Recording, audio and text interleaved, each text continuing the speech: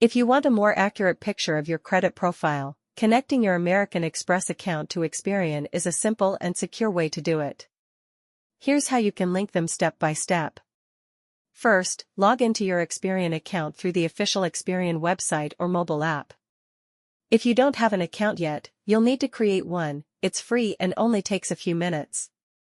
Once you're logged in, navigate to the section called Linked Accounts or Connect Your Accounts.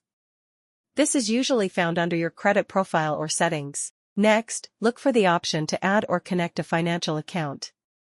From the list of available institutions, select American Express. You may also be able to type it in the search bar.